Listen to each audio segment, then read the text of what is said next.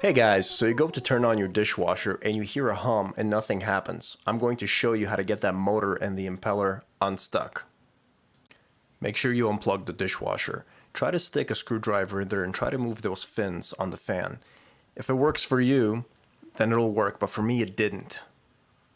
I had to take apart the dishwasher motor. Go ahead under the sink, find the hose that goes to the dishwasher. Go ahead and close the valves. Both valves using a wrench, and only then can you disconnect that hose as shown over here. I left the white hose on because I disconnected it from the dishwasher itself, not from under the sink.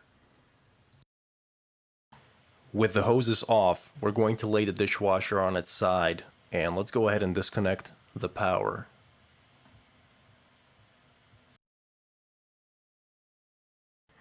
With the motor visible, let's go ahead and take off the bracket on the right hand side, that metal bracket over there. Go ahead and use your socket wrench. Let's go ahead and take out the blue and the white electrical sockets. You could just pull them out gently. Let's go ahead and take out that small hose by using your socket wrench. Go ahead and unscrew the big hose.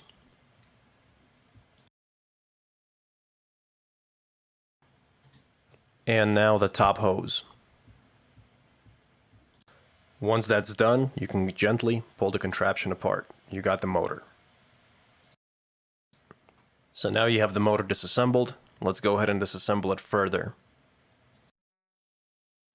That top piece that I'm showing comes off by using a screwdriver. Go ahead and use a flathead screwdriver, put it in there and gently pry that plastic open, let it pop. And then you'll notice there's a metal piece also, so take that out.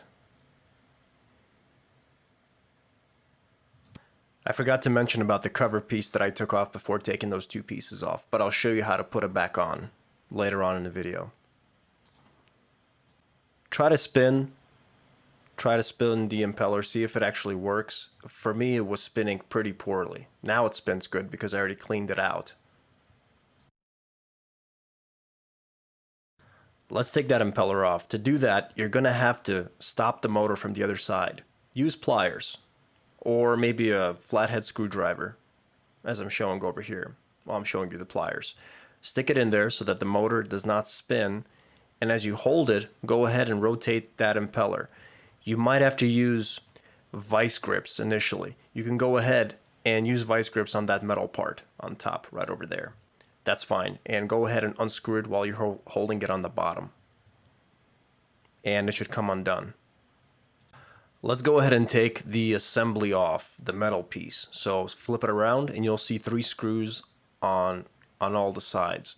So go ahead and use your screwdriver and unscrew those. Once you do that, the metal piece should pop off quite easily, the actual motor, and it should separate from the plastic. Now inside the plastic you will see rubber pieces right there. You can go ahead and press it from the other side or just pinch it and take it out. Take a look at the motor. Notice how freely it spins. So the motor itself should spin quite freely. It should have momentum. Take a look at this. See that? Just a little turn and it continues spinning. Go ahead and clean all the gunk out of all the assembly and let's start putting it back the same way we took it out. So when you screw those things back in, the assembly to the plastic, make sure that these 2 black pieces you see over here are adjacent to each other. That's where they're supposed to be. Don't mess up the orientation.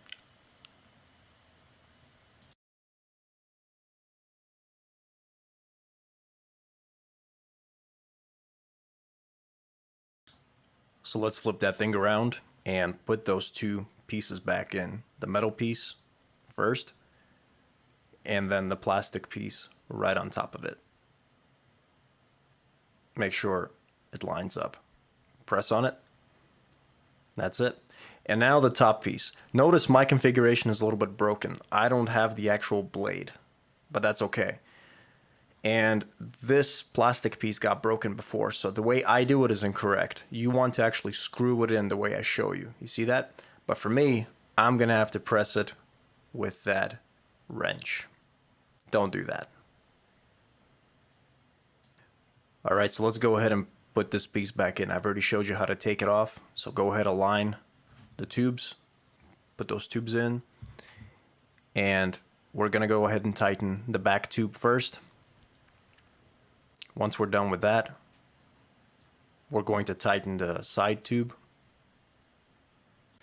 And finally, let's go ahead and tighten the top hose. Go ahead and plug in the white connector and the blue connector on the bottom. And now we're going to take that metal piece and screw it back in so that it holds the motor together. All right, it's the moment of truth. I'm gonna plug in the power and I'm going to set a cycle going, and I'm going to watch that motor to make sure that it spins.